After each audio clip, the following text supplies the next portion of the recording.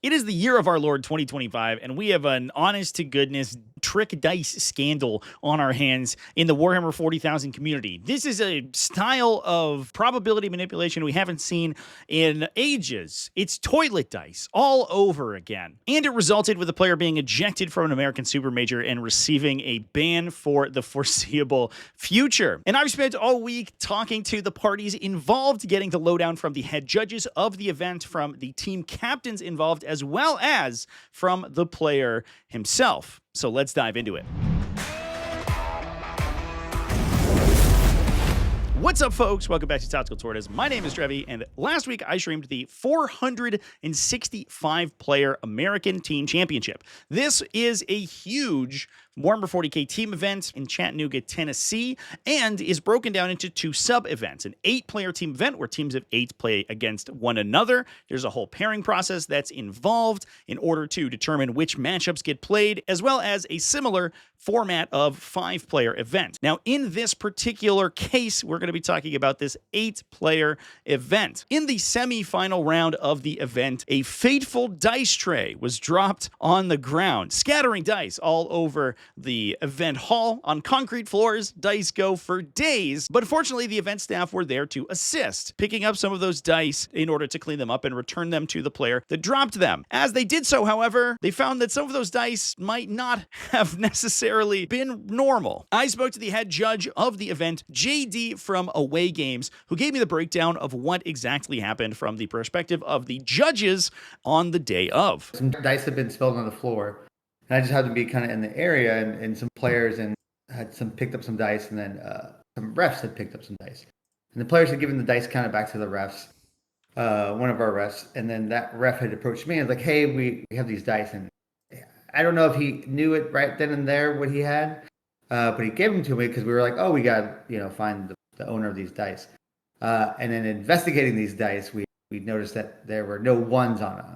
We basically had 3 dice in our hands. They were both white black pips, but 2 of them had no ones on them, and then one of them was just like a regular dice. And so we're like, well, this isn't good. And so we had asked the players who had originally found the dice and given them to the ref, like what general direction had they come. And they kind of pointed like back behind them, like kind of this way. And so I had the dice in my hand, and we start kind of, perusing, if you will, up and down to see if any of the dice matched any of the players' dice in the area. And I think it was literally the second player that we noticed. I'd seen his card, and we all use those kind of push carts around. And then on his second shelf, the middle shelf, there were dice that matched the dice that we were holding. And then in turn, when I, without anybody really knowing, kind of like looked in, I could see dice not having one, so double sixes on his dice or on his tray in his dice bag, if you will. And there were a couple of them there. And then I kind of, looked around his table without, again, him noticing, and noticed the same exact dice, the same colors and all that. And then, again, pips that were missing the 1 and double sixes. So before we approached him, I went back, took the judge with me, and then called over Chris, who is one of the organizers and owners of ATC, and said, hey, let's discuss this and figure this out before we go approach this. So we pulled up the player packet. We looked at the grievances and all that, what this constituted, how we were going to handle it, discussed how we were going to approach it, and then within 2 or 3 minutes after that, it's, hey, we're going to walk over. Walked over to the game, stopped the game, and said, hey, gentlemen, we need to discuss something real quick. And kind of opened my hand, showed them dice, like, hey, we have these dice with 2 6s. We believe these are your dice. And right off the bat, the guy was like, nope, they're not mine. And we're like, well, I mean, they're on your dice tray, on your cart.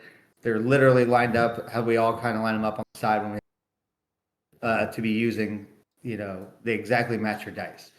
These are definitely your dice. And his story changed from, they weren't mine, to, okay, I'll leave. Packed up everything within 30 seconds, grabbed everything, and stormed off. Now, immediately, as soon as it was found that these dice had duplicate facings, the judges confronted the player, who packed up their stuff and promptly left the event hall. We basically 0-20'd all of his games, red carded him, banned him from ATC, banned him from Away Games events.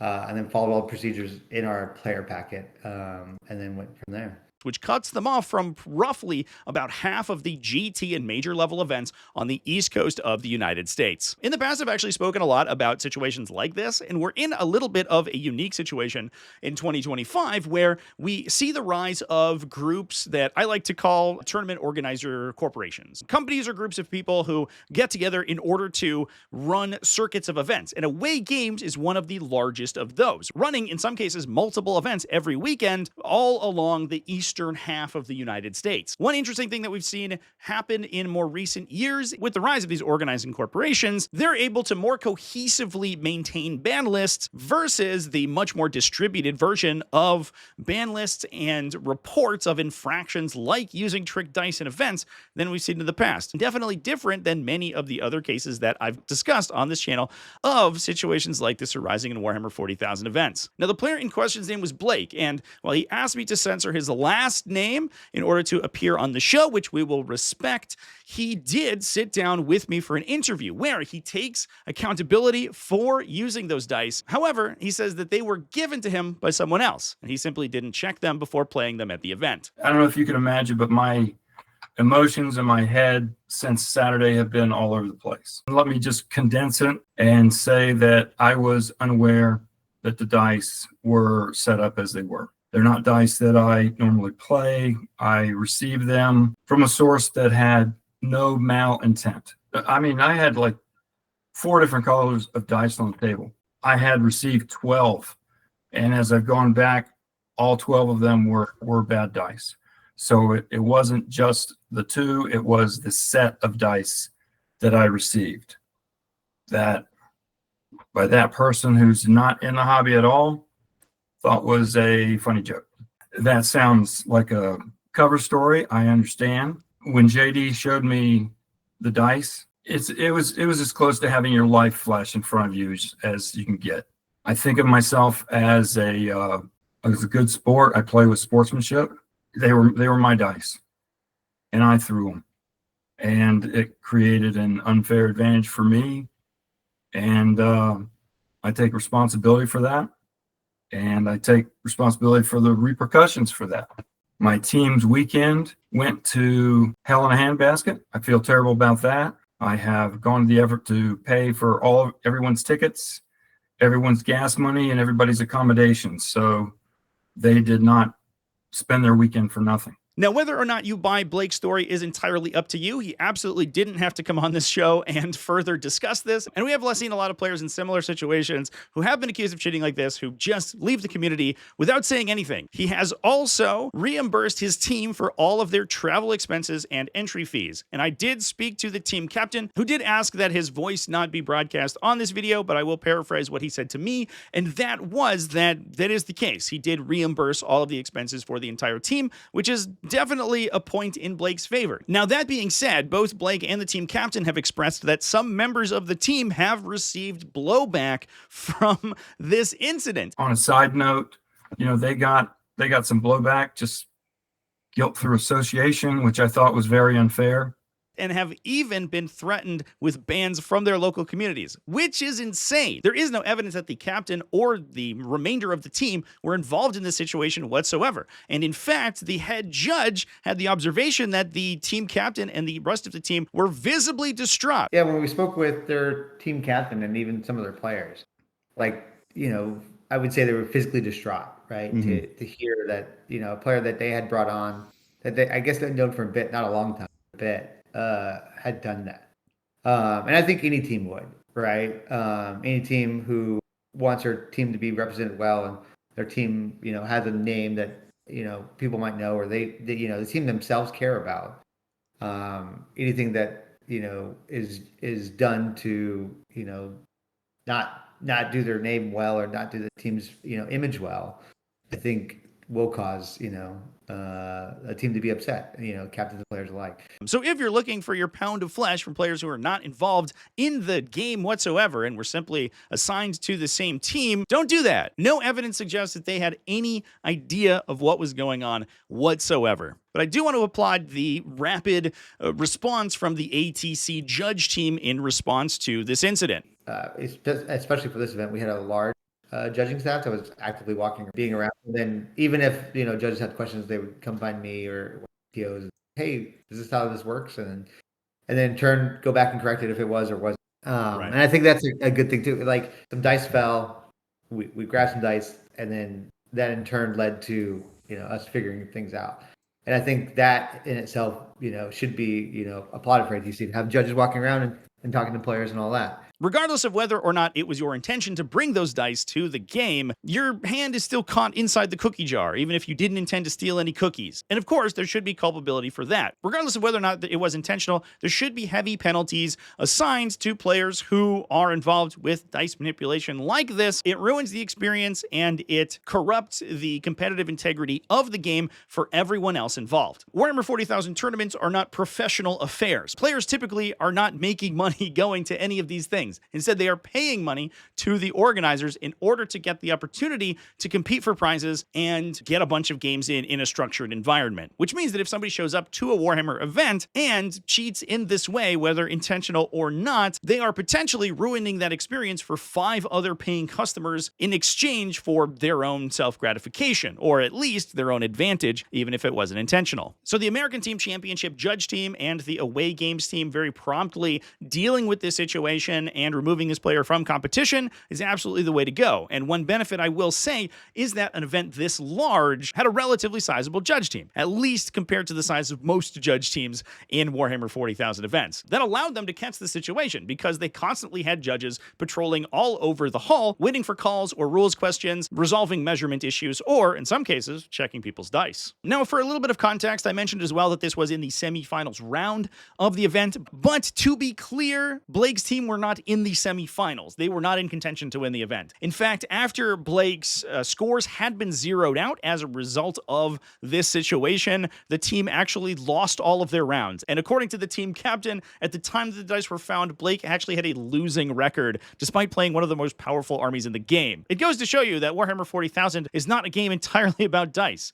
Now, from here, I want to approach things a little bit more seriously. I tend to use humor in these videos because a lot of times the situations involved are a little silly, but there are definitely some more serious implications for the community to discuss in this video. First of all, I mentioned earlier that some players were facing local bans for being on the same team as Blake in this instance. One of the players in question, at least as far as I have been informed, was a mercenary for the team, meaning that they have no official affiliation with the original gaming group at all. They were simply brought onto the team to fill in an empty spot. The team had 7 players, an 8th was being added. That 8th player was not part of the original gaming group and is now facing repercussions because of the actions of another player on the team that they don't actually have any official involvement with. That's fucking wild. I'm a little bit at a loss for words of how to sort of describe the situation, but that's the most insanely misguided splash damage I've ever seen. While I'm 100% in favor of calling out cheaters and strict rules enforcement in Warhammer 40k, this kind of thing where people are going after associates rather than the players themselves is ludicrous. In addition to that, in my discussion with the team captain, they provided me a report that another die had been found in the area. Later talking to the team, and I don't know if you were, I think we might have discussed this, is the team later found some extra dice of his that had been drilled and weighted. We did not, as ATC, did not see these dice. But we were just informed later on that there were some other dice, not the dice that we found, but some other dice that they believe were drilled and weighted. So the evidence suggested on their end that this dice had been manipulated. It had potentially been drilled and the pips repainted. They sent me some pictures of this die, but all I have to go on is their testimony, essentially. The die was found in the same area as the dice that Blake spilled, but whether or not it belonged to Blake, I don't know. For context here, this is a saline float test that's meant to test dice and dice balance. The idea is that a plastic die is meant to be positively buoyant in a saline solution, and if you were to enact a force on it, it would theoretically then come to a random facing every time. According to them, the dice at the bottom of the solution is the one they found in the area of the ATC venue around where Blake was playing, and while they believe it to be a normal plastic die, it does not float. Now, obviously, there'll be a lot of caveats in this story. It could very well not belong to Blake, or it could be made out of a different material, but they believed that it had been manipulated in some way. But in any case, Blake has decided to step back from the community in response to this situation? I've already put in my armies for sale. I'm going to step out of the hobby. I'm 64 years old. I've been playing miniatures for 50 years. Okay, or war games, and I've been wondering, why am I still playing with toy soldiers? So I'm going to move on from my life. I'm not going to. Nobody has to worry about me. I'm just going to do something else because I value my integrity, and I don't want to ever walk up to a table and have somebody say, "You're that guy." Whether or not you take Blake's explanation of events at face value is entirely up to you, but at the end of the day, they were the one using trick dice at the event, and as a result have faced the repercussions of those actions. But with that, that is literally all of the information that I have about this situation. Thanks for watching all the way to the end of the video. Thanks to everybody who supports me. Remember to keep it classy, folks, and remember to check the facings on your gift dice before you use them.